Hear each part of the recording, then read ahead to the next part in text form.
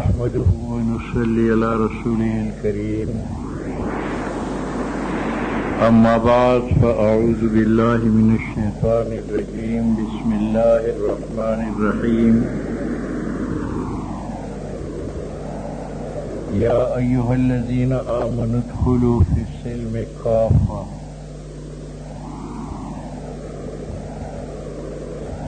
والذين جاهدوا فينا لنهدينهم سبلنا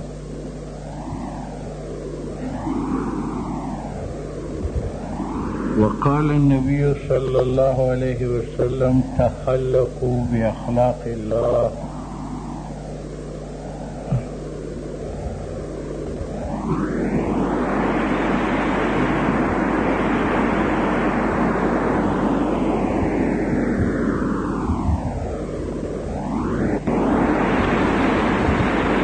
قرآن پاک دا دعا مقدس آیات دی اور دا جناب نبی کریم صلی اللہ علیہ وسلم مبارک حدیث دی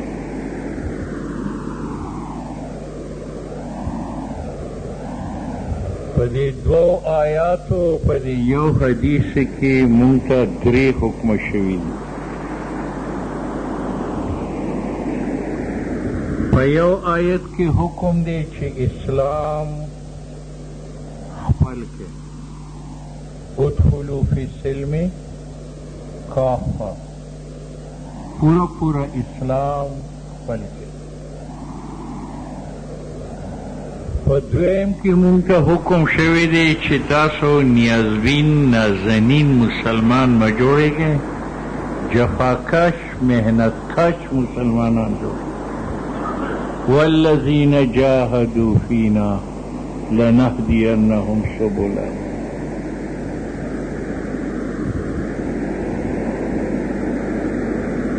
دریم حدیث مبارک سے تخلقوا باخلاق اللہ پدے کے ردی دوار حکم تائید دے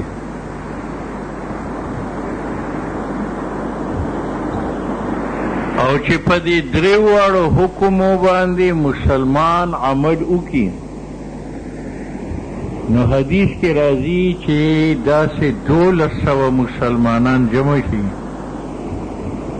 چې د قرآن په دې حکمونو عمل وکړي نو که ټوله دنیا د کفر دغه مقابل کې راشي نو مسلمان ته شکست نشي ورکولی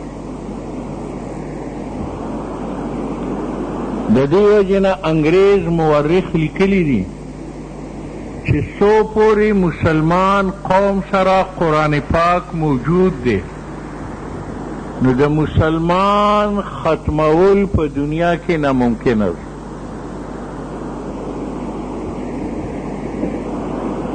قرآن به ختمو نو مسلمان به اله ختمیږي کہ قرآن موجودی نو د مسلمان ختمول نا ممکن خبر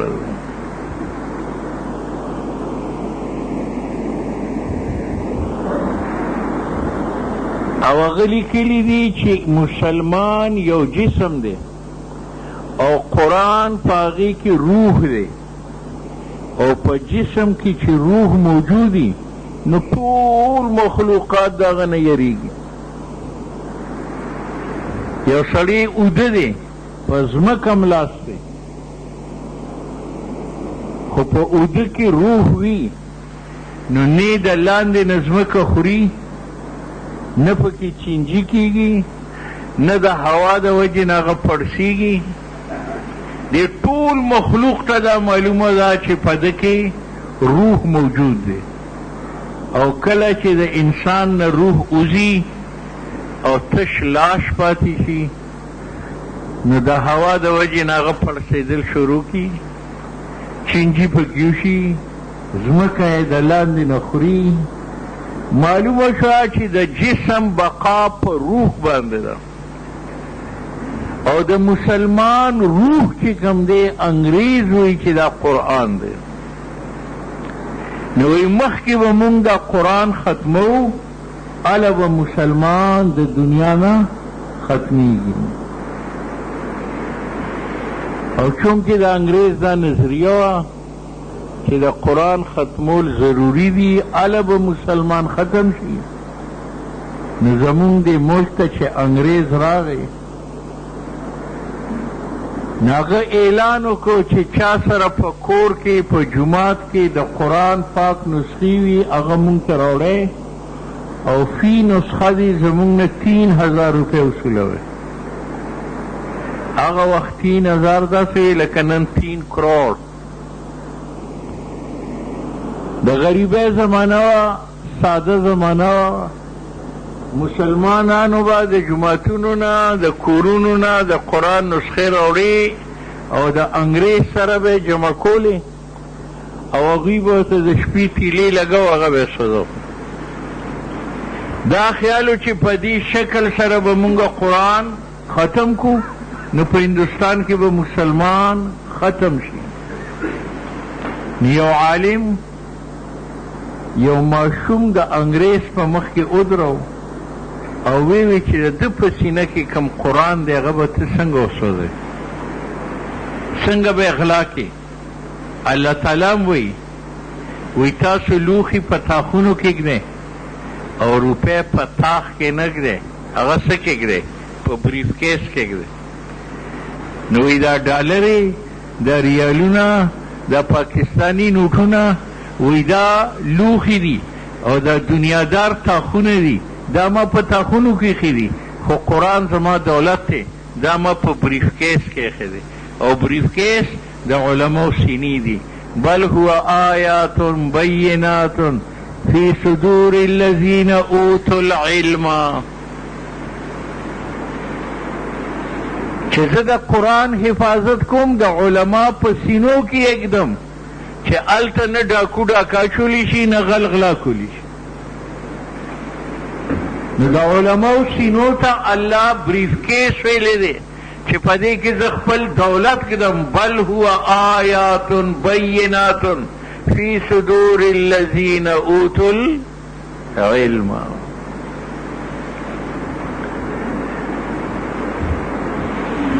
خو افسوس دا دی چې انګریز خو قرآن زمونږ روح ګڼي او که د مسلمان نه تپوسو کې نو مونږ یې جسم هم نه ګڼو، لکونه هم نه ګڼو، زړې جامې هم نه ګڼو. تاسو به وایئ چې مونږ د قرآن ډېر احترام کوو، په غلاف کې پټو، په رومال کې تړو، د شیشې په المارۍ کې ږدو. برادره دا د قرآن احترام نه ده. که یو زمیندار یوه جوړه کړي او هغه د شیشې په المارۍ کې کښېني او روز راځي د هغې زیارت کوي نو هغه یوې ضایع کړه. د یوې مقصد خو دا چې هغوی پسې واچوه، ځمکه پرې واړوه او د ځمکې نه پیداوار پیدا کړه. نو قرآن خو د المارۍ دپاره نه دی، دی خو په لوح محفوظ کې پروت و، هغې ته خو زمونږ د المارۍ کوړه هم نه ښکاري.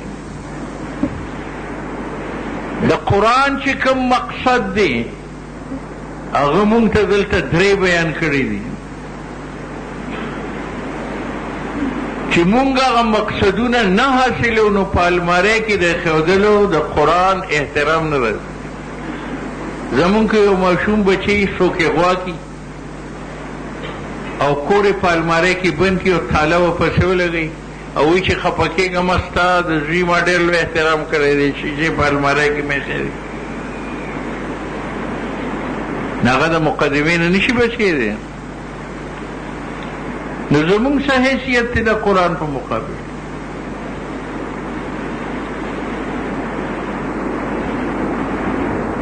او انګریز چې دا خبره کړې ده چې مسلمان جسم دی او قرآن دغه روح دی، د هغه په تاریخ نظر چې خالد ابن ولید رضی الله تعالی عنہ صرف 1,000 فوجیان واغستل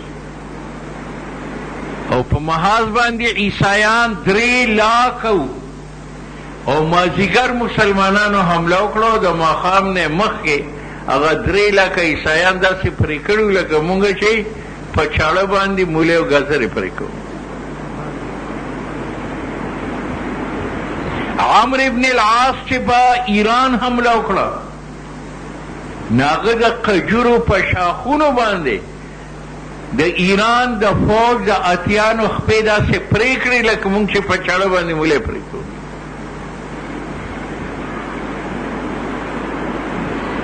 حضرت عمر رضی الله تعالی عنہ به فرمایل که د قرآن طاقت معلوموي نو زمانه تپوس وکړئ. د اسلام نه مخکې وایي زه د یو رئیس اوښان به مې سرول.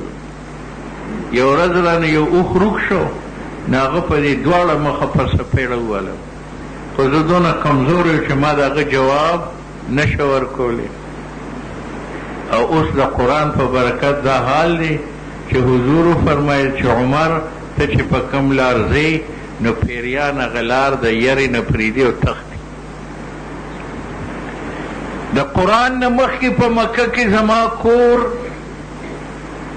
صرف 22 بالښت و، 22 بالښت اوږد و، 22 پلن و، یو مرله یو نیمه مرله و.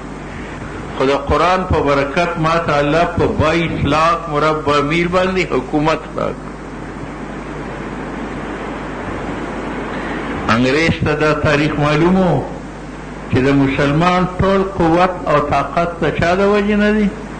د قرآن د وجې نه. مسلمان گین دی او قرآن په هغې کې هوا ده. په گین کې چې هوا وي نو په اوبو کې ډوب که هغه بره ټوپ وي. په ځمکې ووهله څونه په زور چې ووهلی هغومره هغه اوچت دانګي، او چې هوا ته وباسي چیپړس شي چې کم ځای کې غورځي هلته چې وغورځي. نن مونږ هغه ګین یو چې د قرآن هوا رانوتلې ده. نه امریکا هم وښي، روس هم وښي، د هندوستان د اندرا ګاندی نه به هم یېرېدو، د سونیا ګاندي نه به هم یېرېدو. دا د قرآن هوا نن وتلې ده. د قرآن مقصد دلته درې دي. یو دا ده چې اسلام حاصل کړي، او دویمه دا ده چې نیازبین مه جوړېږئ، زنانه مسلمان مه جوړېږئ، مردانه جوړ شئ. والذین جاهدوا فینا لنهدینهم سبلنا. او نبی علیہ السلام وفرمایل چې د الله دوا صفات دي، یو حق جمدی کول، دویم باطل ختمول. لیحق الحق ویبطل الباطل. الله تعالی حق جمدی کوي او باطل مړ کوي. او حضور وی چې تخلقوا باخلاق الله، دا الله دا دو صفات په ځان کې پیدا کړي. ستاسو دوه کار دي، یو دا دی چې حق جمدی کوي، او دویم دا دی چې باطل لر کوي. حق څه دی؟ ستا مونځ، روژه، حج، زکات، عمره، جومات جوړول، دا حق دی. دا د اسلام تقاضا ده. وی ځکه وی ادخلوا فی السلم کافه. او باطل څه دی؟ بوت ماتوا، د انګریز صلیب ټای چې کوم دی ماتوا، مندر غورځوا، ګرجه غورځوا. او دا به کله کې چې ته جفاکش نیازبین نه، زنانه مسلمان نه، مردانه مسلمان جوړ شي. د حق د جمدی کولو دپاره حکم خو ادخلوا فی سلم کافه، او د باطل د مټاولو دپاره حکم کو والذین جاهدوا فینا لنهدینهم سبلنا. چې مسلمان یو، موس حق دی دا وکړو، زکات حق دی دا ورکو، روژه حق ده دا وکړو، جومات حق دی دا به جوړو، اسلامی صورت او لباس حق دی دا به حاصلو. او چې کله مونږ مجاهده کوو، یعنی جفاکشي و، محنت کشي و، نو بوت به غورځو، صلیب به ماتو، مندر به غورځو، ګرجه به چې کوم دی روانو. نن مسلمان دی، بس مونځ کوي، روژه ساتي، حج کوي، زکات ورکوي، پګړۍ تړي، په لاس کې تسبیح وي. خو الله تعالی وایي صرف دا نه ده که نه، ویبطل الباطل، باطل به هم لر کوي که چې خدای کوم حکم کوي مونږ به هغه کوو. مونږ چې د خدای نه څه غواړو هغه راکوي که نه راکوي. تاسو د خدای نه روټۍ غواړئ نو چېرته تاسو ته کاڼې نه درکړئ په خوله کې روټۍ درکړي. تاسو د خدای نه دوایي غواړئ چېرته زهر نه دي کړی هغه دوایي درکوي. داسې ده که نه؟ تاسو د خدای نه مایع غواړئ کب نو کب درکوي مار یې چېرته نه دی درکړی. لیکن ما ته خدای وایي ګرجه روانه که ما ګیره پرېښوده، دا منظر اونړوه ما په لاس کې تسبیح واخیستې، دا صلیب مات که مټایي ځوړنده کړه. یار چې مونږ د خدای نه کوم شی غواړو هغه راکوي او خدای چې مونږ نه کوم شی غواړي او مونږ نه ورکوو.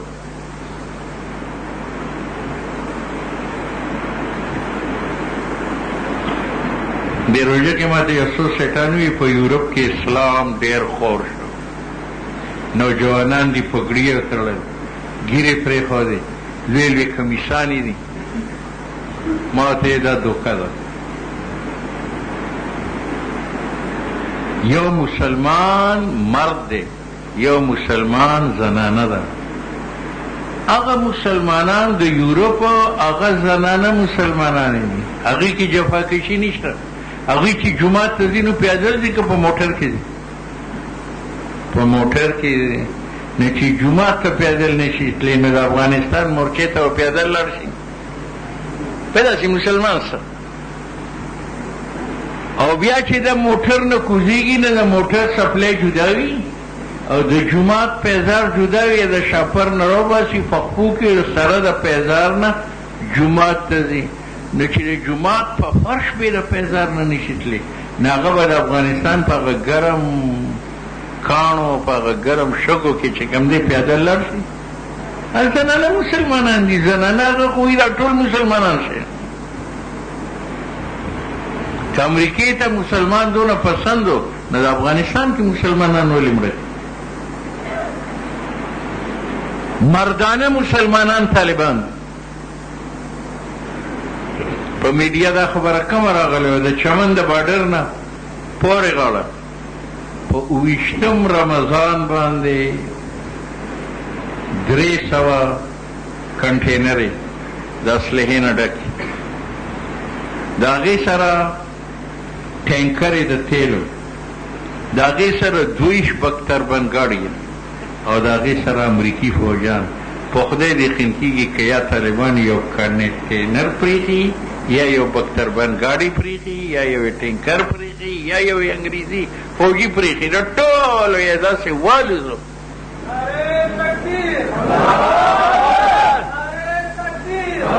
دغه مردي مسلمان دی، د یورپ مسلمان. بېشک ګیره پرېښې ده، بېشک پټکې والې دي، پیادل د تلو هغه قابل نه دي، د جومات په فرش باندې د هغه خپې سوځي. ما له خو هغه مسلمان په کار دی چې هغه د محاذ مرد مجاهدي چې د انګریز د دې ځای نه ونیسي او د هغه نه ټوپک ولي د هغه سر پې والوځي. د تمام یورپ مسلمانانو لپاره د فوج یو ټرک کافي دی. رښتیا وایي چې د فوج یو ټرک راشي او هغه اسلحه راوباسي نو د هغې جواب د یورپ مسلمانان کولی شي. او دلته هغه ورځ صرف 120 طالبان ناست، 120 او څو په غره کې نو د چمن د باډر نه بار به څوک تلي هغه صرف 10 ساراګانې دي. دا ګرمۍ په هغې کې کېږي، دا باغونه په هغې کې ځان له غریبانانو خوندې کنیستې او پکې ناست او د هغوی دا 300 کنټینرې بختربند ګاډي دا ټول د باغ. او قسم په خدای چې امریکې اعلان وکړ چې ما په افغانستان کې جنگ وبیل او طالبانو وګټ.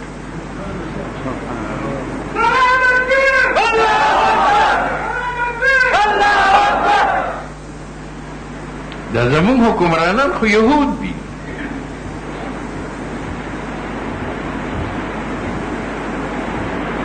د دې وجې نه قرآن زمونږ نه یو مطالبه وکړله چې اسلام حاصل کې ادخلوا فی السلم کافه، چې مونځ روزه حج زکات په باندې کوي. او دویمه دا ده چې نازنین مه جوړېږي، محنتکش جفاکر جوړ شئ. والذین جاهدوا فینا لنهدینهم سبلنا.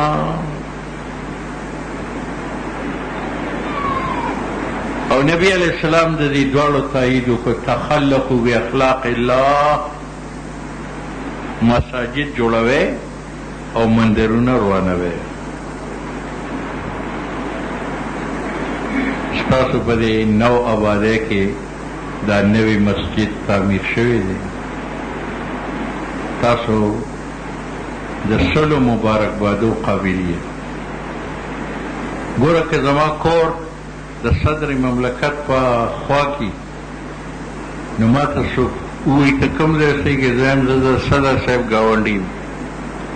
او که د ګیلاني په خوا کې مې کور یې تاسو تپوس وکئ نو زه یم چې زه د وزیر اعظم ګاونډي یم. نو که ستاسو د کور د خدای په کور په خوا کې جوړ شم، تاسو د چا ګاونډیان شئ؟ د الله ګاونډیان شئ. دا دومره لویه تمغه ده چې د دې تمغې مقابل کې نه د صدر ګاونډیتوب څه شی دی، نه د وزیر اعظم. د دې جومات د جوړېدو د وجې نه تاسو د خدای ګاونډیان شئ، ګاونډیان. او د ګاونډي حق وي که نه وي؟ څومره حق دی؟ نبی علیہ الصلوۃ والسلام فرمایي چې ته میوه دانه کور ته راوړې نو که ګنجایش د سره یو دوه دانې زیاته راوړه، مخامخ دروازې والا ته هم ورکړه چې هغه ته بچي نه جاړي، ورنه ګناهګار یې. او که ته وایې ما سره خو د یو دانې پیسې دي، د دویمې دانې شته دی نه، نو یې هغه یو دانه په څادر کې ونغاړه، پټ یې راوړه او سپینه که او پوستکي په کنده کې ښخ کړه چې د ګاونډي بچي هغه پوستکي ونه ویني، چې د هغه نه مطالبه ونه کړي، د هغه زړه ته به درد ورسېږي. نو ګوره د ګاونډي څومره لوی حق. که د ګاونډي سپی تا پسې وغپي نو کاڼي ماله چې هغه پې وولي، ځکه په دې به دغه ګاونډي زړه ته تکلیف ورسېږي.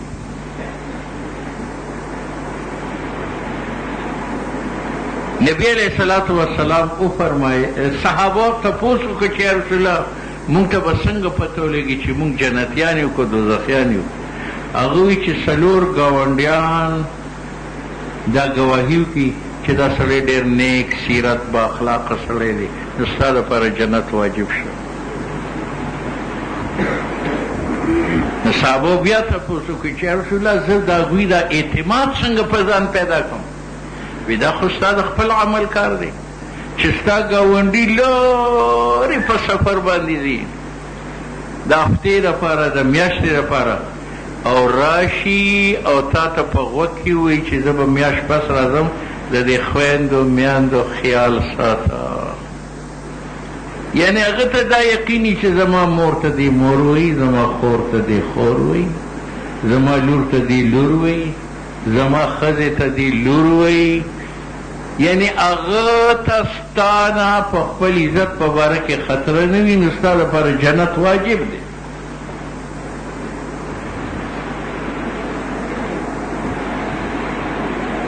نن موږ په دې سطح باندې ګاونډیتوب کوو، بلکې ګاونډي ته ګوري چې دې وځي چې دې د کور نه غلا وکړي. حالانکه حضور فرمایي چې جبرائیل چې کله راځي نو ما ته وایي د ګاونډي خیال کوه. ما ته دا یره شوه چې چاته دا ونه وایي چې یو سړی مړ شي د هغه میراث ګاونډي ته ورکړه.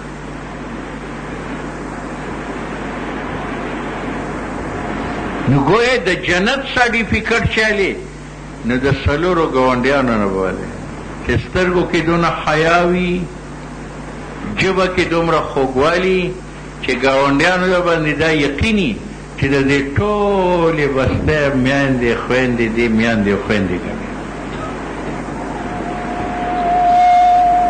نو د ګاونډي څومره لوی حق دی. اوس چې د ګاونډي مونږ ته الله وایي چې دومره خیال یې ساته چې هغه سپی په کاڼي موږه چې ته څه میوه دانه راوړې، ګنجایش د سره نه نو پټ یې راوړه، چې د ګاونډي بچي د هغه نه مطالبه ونه کړي. که تا ته د قرآن د تلاوت شوقي نو حضور وی د کوټې په چت په شپه باندې په زور تلاوت کول د قرآن حرام دی، ځکه ستا ګاونډي به مزدوري ستړی به یوده به د هغه خوب به خراب شي، هغه به بیماري، په هغه به شوربد لګي، دا قرآن به تا دوزخ ته بوځي.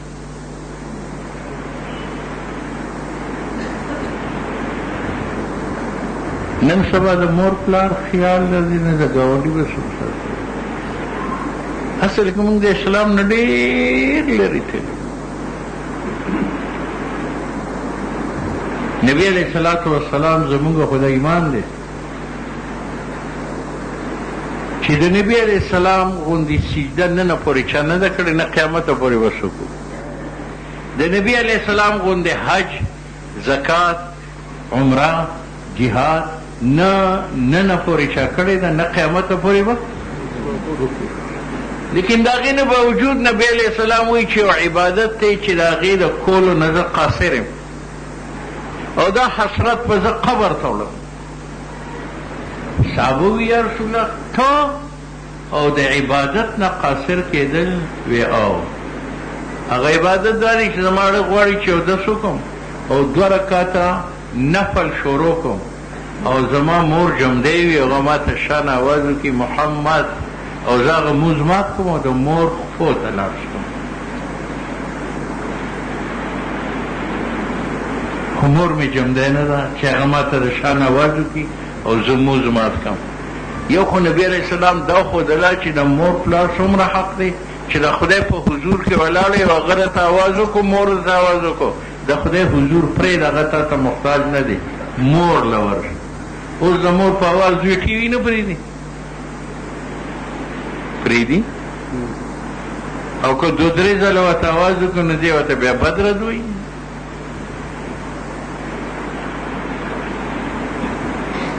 نو موږ د اسلام نه ډېر لرې تللي. ما عرض کولو چې د دې جومات د وجې نه تاسو د الله ګاونډیان شئ، او د ګاونډي څومره حق دی چې د هغه سپی په کاڼي وګله، د هغه بچو ته میوه مه خایه. دومره اعتماد پیدا کا، د هغه عزت خپل عزت وګڼه چې هغه بار ته ځي او تا ته ووایي چې زما د کور حفاظت کوه. نو چې الله مونږ ته وایي چې د ګاونډي خیال ساته، نو تاسو د جومات د وجې نه د خدای ګاونډیان شئ، نو خدای به په تاسو باندې کاڼي وري که ستاسو حفاظت وکړي. حفاظت هم خدای زما غوندې نه دی چې زه تا ته وایم مونځ کوه، وایم چې مونځ کوه کومه نه، تا ته وایم چې ټي وي مه ګوره او خپله ګورم، تا ته د نیکۍ وایم او خپله نیکي نه کوم، تا د بدۍ نه منع کوم او خپله بدي کوم. خدای داسې نه دی، خدای چې څه وایي هغه کوي، او چې څه کوي هغه وایي. که مونږ ته دا ووایي چې د ګاونډي د جان، مال، عزت، آبرو حفاظت کوئ، نو چې مونږ د الله ګاونډیان شو نو الله به یقینا زمونږ د جان، مال، عزت، آبرو حفاظت کوي. خدای داسې نه دی چې وایي یو او کوي بل. د موسی علیه السلام په زمانه کې قحط راغی، باران بند شو.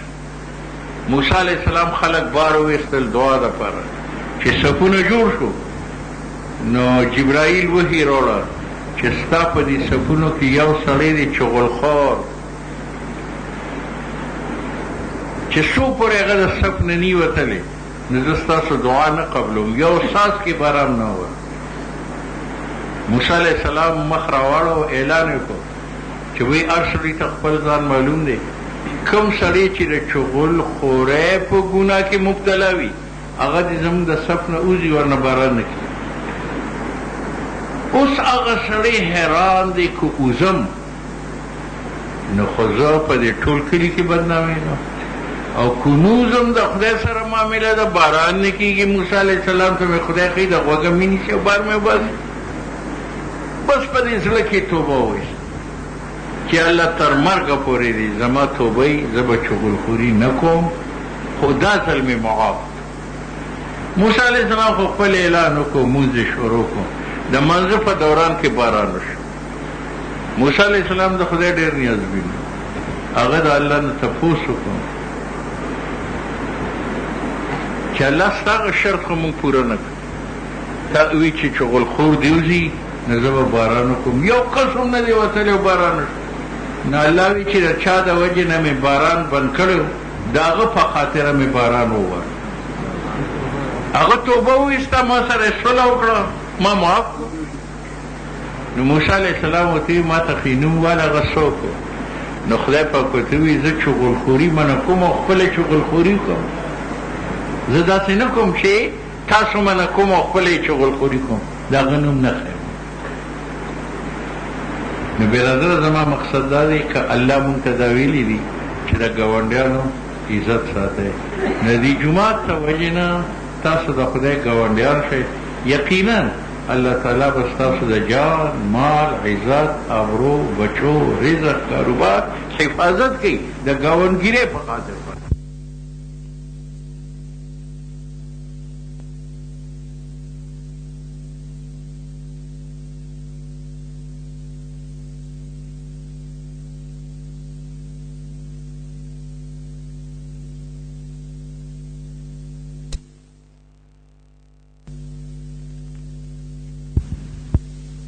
او دا یو ډېره لویه تمغه ده چې الله تاسو ته درکړه دا خو په دنیا کې او په آخرت کې نبی علیه الصلاة وسلام وایي چې میدان محشر کې به د هر محلي جومات د کیشتۍ په شکل کې راشي او څومره خلک چې په هغې کې به یې مونځونه کول هغه ټول به په ځان کې کښېنئ او سیده جنت ته به وایي.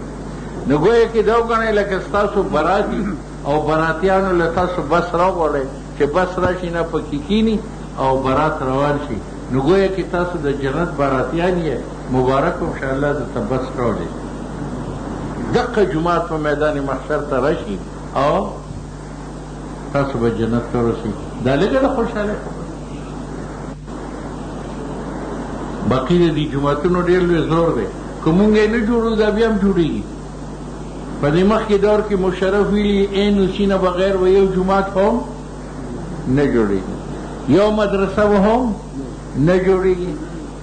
دغه بدبخت په دور کې په صرف پنجاب کې 13,000 مدارس شو 13,000 مدارس او په هر کال کې 60-65,000 علما فارغ شو. په دې تېر شوي کال کې 63,000 علما فارغ شو او 67,000 زنانه هغوی سندونه واخیستل او فارغ شو. جومات څوک ونې کولی شي دې جومات سره ډغر اول دي دا داسې لکه قیقاف سره سړی سر جنګي نو غر سره چې سړی سر جنګوي نو ایمان سره وایي هغه غر به ماتېږي که د هغه سر به ټوکرې ټوکرې دې مولیانو سره کشتي داسې ده لکه د سمندر موجونو سره چې سړی کشتي کوي د سیلاب موجونو سره سړی کشتي کوي نو هغه موجونه به هموار کړي که خپله به ډوب شي خپله به ډوب شي. څو کاله مخکې لال حویلي والا په لال مسجد باندې چړایي کوله کولی که نه کوله نن لال حویلي روانه په ټوله پینډۍ کې هغه ته 2 فوټونه میلاو شوي او د لال مسجد 101 فوټونه دي. دغه وجه د هندوستانیان وایي خدا کی لاٹھی بے آواز ہے. دا جومات مه ګڼئ چې دا یو کنال دی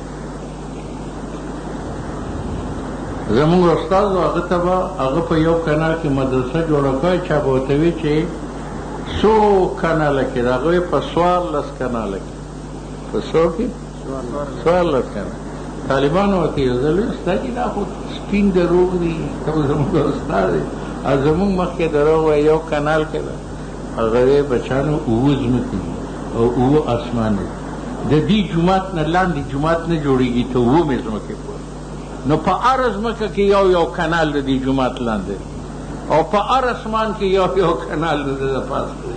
نو دا 14 کناله دی. 14 د چا د پلار طاقت هم نه دی چې د بنیاد ته لاس ورسوي او دا وغورځوي، او د چا پلار کې هم دا طاقت نشته چې د بره چت ته ورسي او په ده باندې بم راوغورځوي. دا 14 منزله جومات دی. 14 منزله. د دې وجې تاسو ډېر سعادتمند یې چې ستاسو په دې نو آبادۍ کې دا مسجد جوړ شو. الله دې ستاسو په مال کې ژوند کې دنیا او آخرت کې ترقی اور کامیابی نصیب کړي، او الله دې دا مدرسه د پورا عالم د هدایت ذریعہ وګرځي.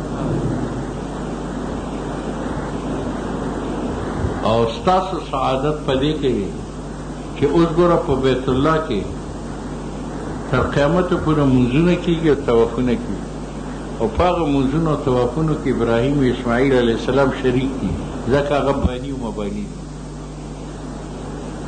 اول منځونه چې چا په جومات کې وکړو تر قیامته پورې څومره چې جمع کېږي، تلاوتونه کېږي، منځونه کېږي، تراویح کېږي، تاسو به تر قیامته پورې هغه منځونو کې، هغه تلاوتونو کې، هغه تراویحو کې شریک دي. د دې وجې نه اوس د جومات روحاني آبادي شروع کې هغه دا ده چې په دې محلو کې څومره ماشومان بچي دي هغه رالېږئ. نابالغې ماشومان دي. زمونږ د علماو الحمدلله د ایمان دی چې د محلي لوڼه زمونږ لوڼې، د محلې خویندې زمونږ خویندې، د محلې میندې زمونږ میندې. دا زمونږ تاریخ ثابت دی چې کوم ځای کې زمونږ یو عالم ناست دی نو هغه باندې هغه ټوله آبادي چې کوم دی هغه روښانه شوې. د دې وجې نه اوس مادي لحاظ سره خو جومات تقریبا مکمل دی، خو روحاني طور سره دی آبادان ضروري. زموږ علماء هم دا فرض دی چې نه سار ګوري نه ماښام ګوري، او دا نه ګوري چې یو ماشوم دی ده ته به څه وخت ورکومه، که یو یو که لس. ورنه د مولیانو ګرفت د خدای په دربار کې ډېر لوی دی. زموږ استادو مونږ ته به وایي تاسو به مولیان شئ، بیا به مړه شئ، خدای به تپوس وکړي چې تاسو عمر چاته تېر کړی، تاسو به ورته وایئ چې یا الله تر 15 کاله پورې خو ستا قرآن زده کوه، او بیا د 15 کالو نه تر 80 کاله پورې ستا قرآن خورو، نور رانه څه غواړه؟ ټول عمر هم ستا جومات ته ورکړی، ستا مدرسې ته هم ورکړی، ستا دین ته هم ورکړی دی. نو خدای به ملک الموت ته اشاره وکړي چې راشه. ملک الموت خو د هر کور میلمه دی، د هر سړي ګواه دی.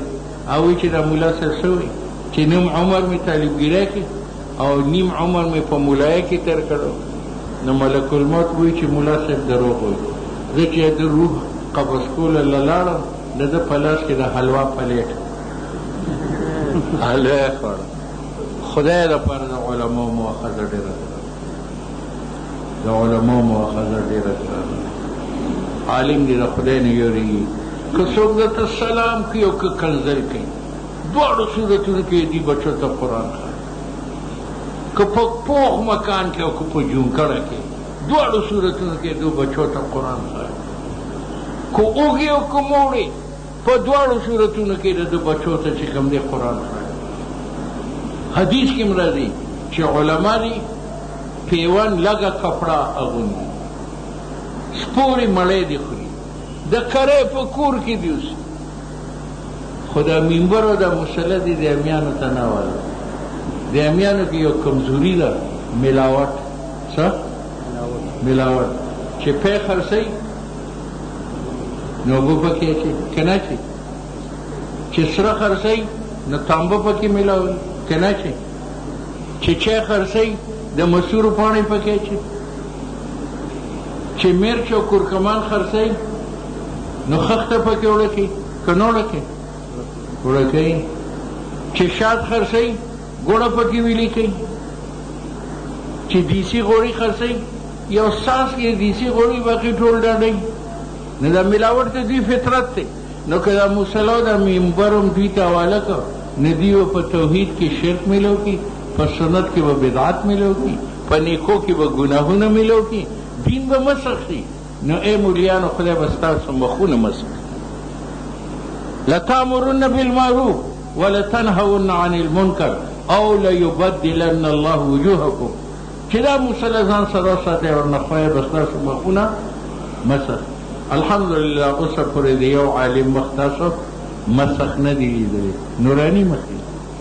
معلومه شوه چې دوی په خپل دین باندې قایم دي، د خپل قرآن سینې سره لګولی دی. دوی له دیني ماحولونو ته نه دي تللی، دا موږ خو دنیوي ماحولونو ته لاړو نو هغه د قرآن عظمت ووت. ورنه په بچپن کې د مولا او د امي هېڅ فرق نشته. لکه څرنګې د مولا پړه کې د قرآن احترام دی، د امي پړه کې هم د قرآن. ستا بچې چې سکول ته ځي نو هغه بیګ کې د سکول کتابونه واچي، په سر دي که شاته واچي؟ شاته. او دغه بچې چې کور ته راشي او مولا صاحب ناقاعده بغدادي وایي، ناقاعده شاته چې که د زړه سره یې نیولي. ګوره د هغه پړه کې د قرآن احترام. دغه بچې دي چې سکول ته ځي پیټ پټلون او ټای کړي، او چې مولا صاحب له جومات ته ځي نو ټای کې ځي، که د پلار نیکه په ساده لباس کې ځي، او سرتور سر ځي که د نکاح غزاره ټوپۍ په سر کې، په سر کې که نه په سر کې. نو د مسلمان په زړه کې او په فطرت کې د دین سره محبت، د قرآن سره چې کوم دی هغه محبت. د دې وجې نه زه تاسو ته بیا مبارکباد درکوم چې تاسو د مسجد تعمیر کړی دی. اوس روحاني لحاظ سره هم د دې تعمیرو کې خپل ماشومانې دلته رالیږئ، په ناظره به قرآن، په حفظ به قرآن. مشران د مستان په منځه کې درس قرآن شروع. مولانا ماشاءالله عالم فاضل با اعتماد سند یافته سړی دی، د قرآن ترجمه ترې نه شروع کړي، او انشاءالله ډېر لوی په دې بستی کې به برکات وي. علما وایي چې سړی یو ښه کور جوړ کړي، خو په هغې کې لالټین نه وي نو تیاري که نه، او چې لالټین پکې کېږي د سکونت قابل شي. نو دا ټوله محله یو کور دی او جومات لالټین دی. گویا کې د دې جومات نه به زموږ کورونو ته روشني راځي. د قرآن نه مخکې بلکې په دې دور کې هم د سیاست مطلب خلکو دا کو چې خپل مطلب د خپل په مطلب کې اونغاړه او خلکو ته پیش.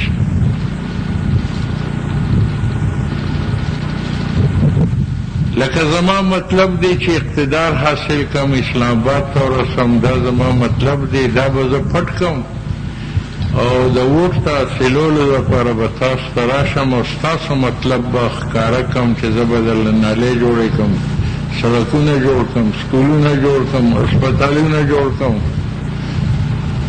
ستاسو د جان مال عزت آبرو حفاظت انتظامات وکړم.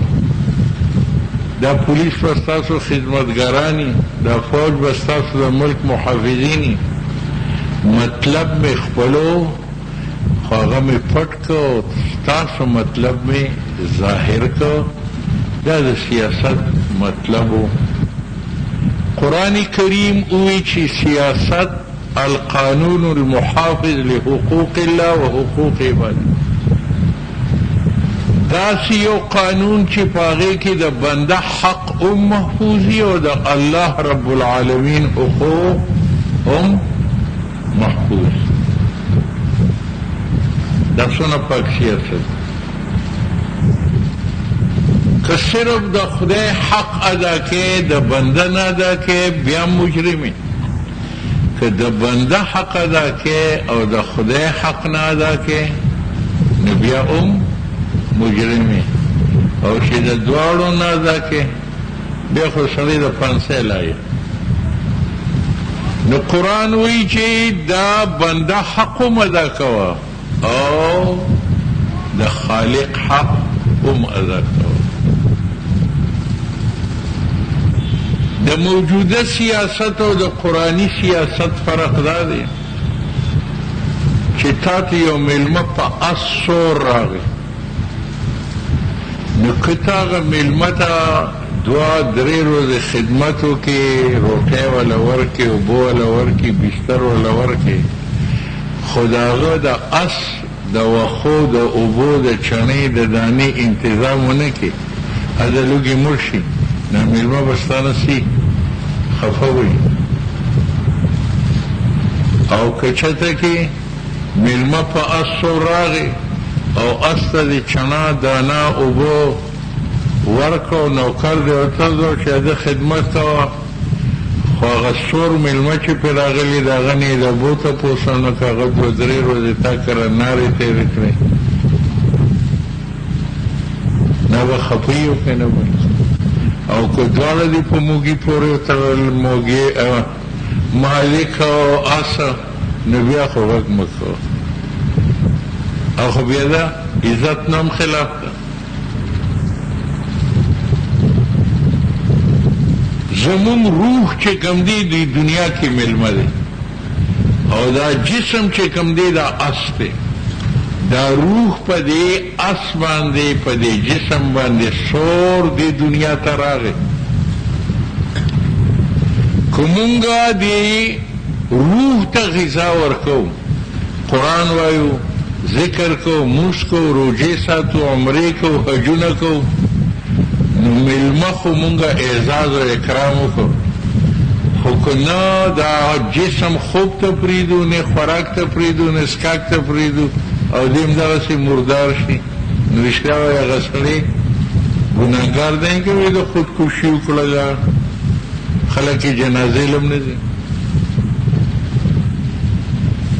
او که مونږ د دې جسم پرورش وکړو چې اس دی سارم ناشته ورکو غرمم ولا مړی ورکو ماښامم ورکو د شپې بسترم ورکو پیپسي بوتل هم پې باندې څکو هغه سور مېلمه چې روح راغلی دی هغه ته نه قرآن ښایو نه ورته قرآن اورو نه په قرآن پوهیو نه په قرآن باندې د عمل کولو موقع ورکو نو اس هم وساتو خو د مېلمه هم بېعزتي وکړه بیا غلطه ده که نه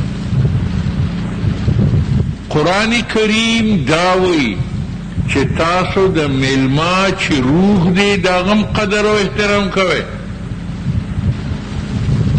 دا موز دا د دې روح خوراک دی دا د قرآن پاک تلاوت دا د دې روح خوراک دی دا عمره حج دا د دې روح خوراک دی د شپې تهجد اشراق چاش دا د دې روح خوراک دی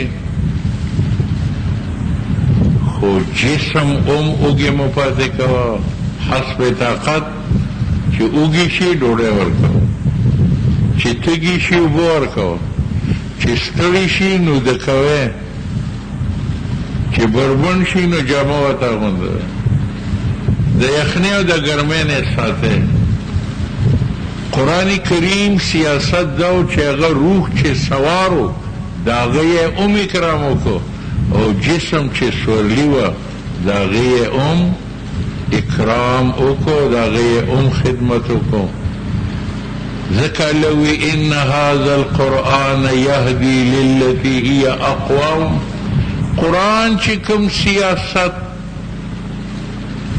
لار تاسو ته ښیي د هغې نه بهترین سیاست نشته صرف د جسم خدمت کول دا هم ګمراهي ده صرف د روح خدمت کول دا هم رهبانیتا ابتدعوها ما كتبنا علیه فی کتاب قرآن وی د دواړو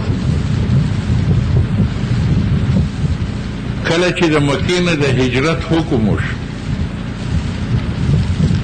د مکې خلک مدینې منورې ته راغلل او د دنیا د ټولو اطرافو نه خلک مدینې منورې ته راجمع شو د مدینې باشندگانو ته انصار وي او د بار نه راتلونکي مسافرینو ته مهاجرین وي مهاجر سره نه تجارت و نه صنعت و نه زمینداري وه نو نبی علیہ السلام یو مهاجر یو انصاري ته ورکړ چې دا مهاجر ستا رور دی د ده پرورش ته کوه دا مهاجر ستا رور دی د پرورش ته کوه دی به تا کری د ده د جان مال عزت آبرو ضروریات ته پوره کوه دغسې یو مهاجر سلمان فارسی د ایران اوسیدونکی هغه د مدینه منورې یو باشنده ته ورکړه ابوذر غفاري. په اوله ورځ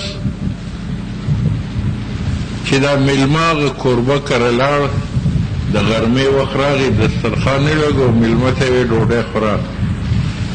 میلمه ته یې ته مو خوره؟ وایي زما روژه د خدای حق یې ده کړم. خاموش. ماښام ډوډۍ دواړو خوړه او بیا ماخوستن لمونځ یې وکړو. چې واپس رالو نو میلمه ته یې بستره ولګوله، هغه سملاست او میزبان چې کوم دی مصلی غوړوله او په تهجدو شروع شو. د خدای حق یې ادا کړو. هغه ورځو کې پرده نه وه، نو د میزبان بیبي چې کوم دی هغه د میلمه له اوبه راوړې، زړې جامې یې اغوستلې وې، شلېدلې.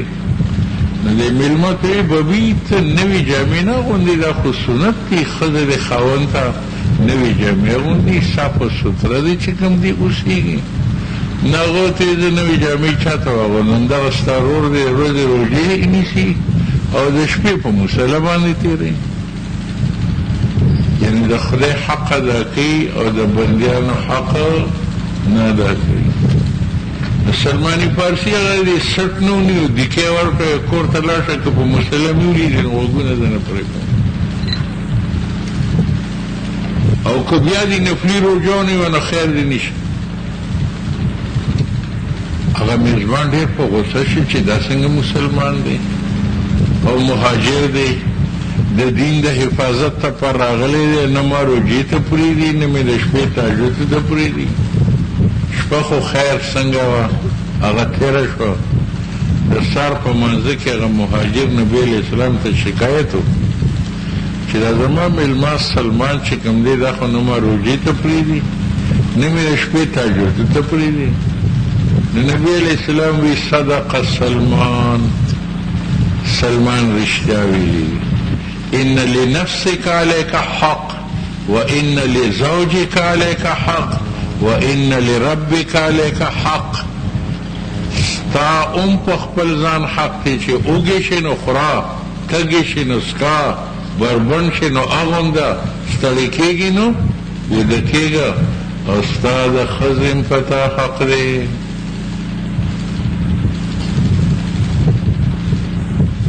فقهاوی چې د همبستري فرض نه ده، خو د ماخوستن نه وروسته چې د بار ضروري کار نی، نو شپه به د کور چاردیواری کې د ښځې سره تېره. ولې که بار شپه تېره، یو به تېره کې، دو به تېره کې، د ښځې اعتماد به د نوچت شي. او چې د ښځې اعتماد د خاوند نوچت شي نو د کور ټول نظام در هم برخه شریعت کې ډېر برکت. وَإِنَّ لِرَبِّكَ عَلَيْكَ حَقٌّ. د دې وجې نه حضرت عمر رضی الله تعالی عنہ قانون جوړ کړو چې کم فوج په محاذ باندې جنګېږي هغه به په هر 4 میاشتو کې 15 ورځې کور ته راځي. چې ځواني هغه به 20 شپو له راځي، چې نیم عمري 15 شپو له به راځي، او چې بوډا وي هغه به 10 شپو له راځي. ان لزوجک علیک حق. دا نه ده چې سړی صرف د خدای حق ادا کوي او د مخلوق حق په عمل کې داسې قانون ده. د دې وجې نه فقها لیکلي دي که یو خاوند قسم وخورو چې زه به 4 میاشتو ښځې ته نږدې نه ځم، نو انتظار یې وکړي که 4 میاشتې کې میلاو شو خو کفاره دې ورکړي د قسم. که غریب و 3 روژې دې وساتي، که مالدارو 10 مسکینان ته ډوډۍ ورکړي، او که 4 میاشتو کې لا نړو زیدي و نو ښځې ته حق دی چې عدالت ته لاړ شي او قاضي ته ووایي چې زما نکاح فسخ. د حقوق العباد پرېښودو. نبی علیہ السلام فرمایل ان لنفسک علیک حق. ستا په خپل ځان حق دی. یو سړی وګوري خوري نه وایي زه بزرګ جوړېږم، غټ ګناهګار. یو سړي له خوب ورځي هغه وایي زه نوده کېږم، زه تهجد کوم، هغه غټ مجرم دی. نبی علیہ الصلوۃ والسلام د جمعات په چت کې یو رسۍ ځوړندولې ده، وی داسې دي. صحابه ورته ویل چې یا رسول الله مستن منځ نه صحابه لاړ شي نو ستا بیبي زینب راشي دلته تهجد کوي چې د خوب غلبه شي پې نو دا ونیسي چې غورځېږم نه، نو وویل پرېږدې دا رسۍ. یصلي احدکم الی النشاط، څو پورې چې طبیعت خوشحالي او زړه غواړي مونځ کول مونځ کوه، کله چې خوب درشي د قرآن تلاوت هم بند کوه، مونځ هم بند کوه، ځکه دا ستا حق دی او هغه مونځ د خدای حق دی. که د خدای حق ونه کړي نو خدای په خدای کې کمی نه راځي، او که تا د بدن حق پوره نه کوو د نه شي بیمارېږي تباه کېږي. نو هغه رسۍ نبي علیه الصلاة والسلام وشلوله. نو اوس ګوره زمونږ سیاست ټیک دی که د قرآن سیاست ټیک دی؟ روح ته هم غذا ورکړه او جسم ته هم غذا ورکړه، بندیانو ته هم چې کوم دي حقوق ورکړه، خالق ته هم حقوق ورکړه. ان لنفسك عليك حق ولزوجك عليك حق ولربك عليك حق. دې پورې فقها لیکلي دي که روشني کمزورې او کله کله دا بیله ډیم شي نو په زور سړی سترګې شلې او قرآن ګوري دا ګناه ده، په دې نظر کمیږي. که ته قرآن ونه وایې نو د خدای په خدای کې کمی نه راځي، او که په دغه معمولي رڼا کې وایې نو سترګې دې ړندېږي، ته محتاج یې. خپل حق مقدموه، د بنده حق مقدموه، دا محتاج دی. الله تعالی غنی دی، الله الصمد. نو الله وی چې ان هذا القرآن يهدي للتي هي اقوم. د زندګۍ په هر موړ کې یو ستاسو سیاست دی، یو د قرآن سیاست دی. د قرآن سیاست درست دی، ستاسو غلط.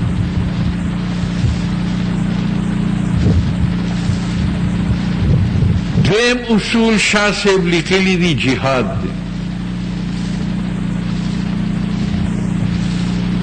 امریکا وی چې کلاشنکوف جوړ کا نو جنگ به وکړي، توپ جوړ کا نو جنگ به وکړي، ټمبم جوړ کا نو جنگ به وکړي، هوایي بمباري کا نو جنگ به وکړي.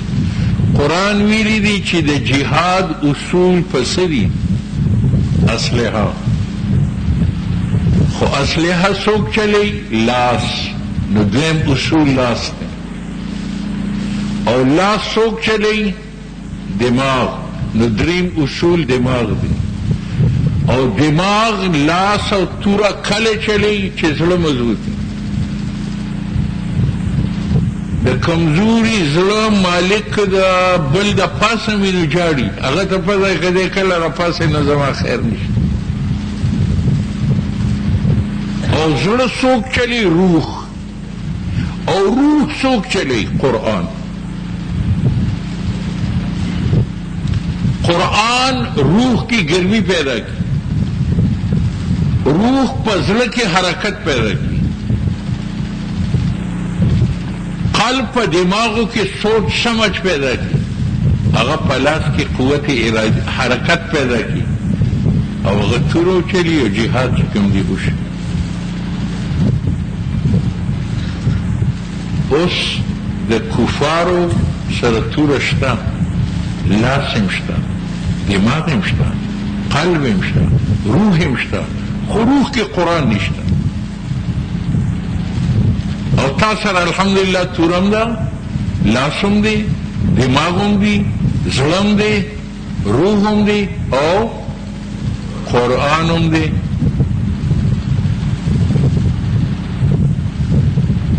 نو په بدر کې 313 مسلمانانو او کفار 1000، 313 1000 ته شکست ورکړه کورنه. دا ولی دا غوی په روح کې قرآن نو چې حرکت پیدا کړی وي، او دا 313 په روح کې قرآن موجود ہے. په احد کې 1400 مسلمانانو او دشمن کافر ټول قبایل عرب په زرګونو راغلي هغه 1400 په دې زرګونو باندې فتح وکړه ځکه چې د مسلمان په روح کې قرآنو هغه روح گرم کو روح قلب گرم کو هغه دماغ گرم کړه هغه لاس اوچت کو هغه تورو چلوله هغه زرګونه چې کوم دی هغه ختم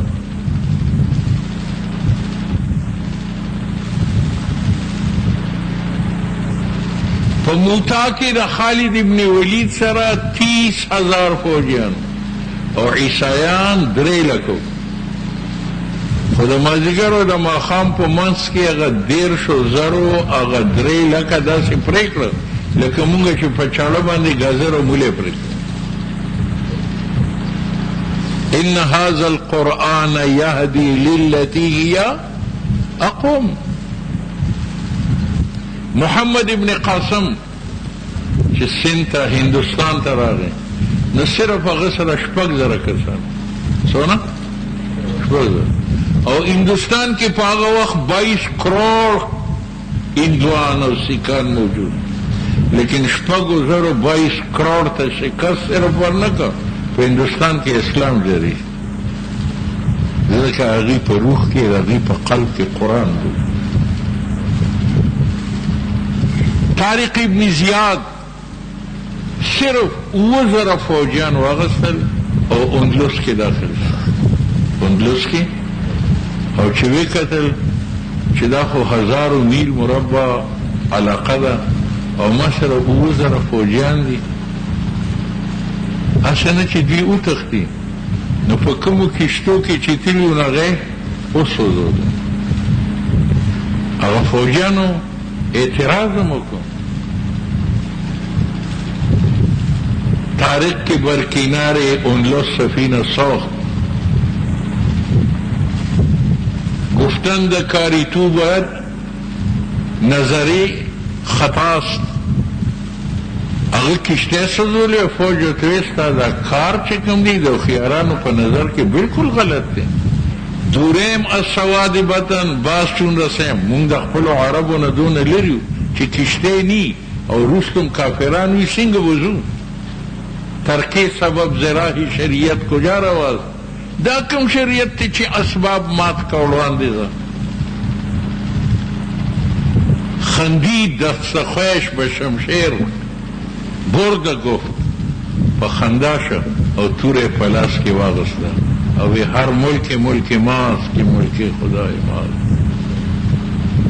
صرف 7,000 فوجیانو او 1000 مربع میل دا علاقه د کفارو نه ډکه وه او هغه ټوله فتح کړه که فتح نه دا صرف د هغوی په روح کې قرآن موجود الله مختصر وی ان هذا القرآن يهدي للتي هي اقوم چې دا قرآن کوم اصول ښیي خو هغه د سیاست اصولي هغه د جهاد اصولي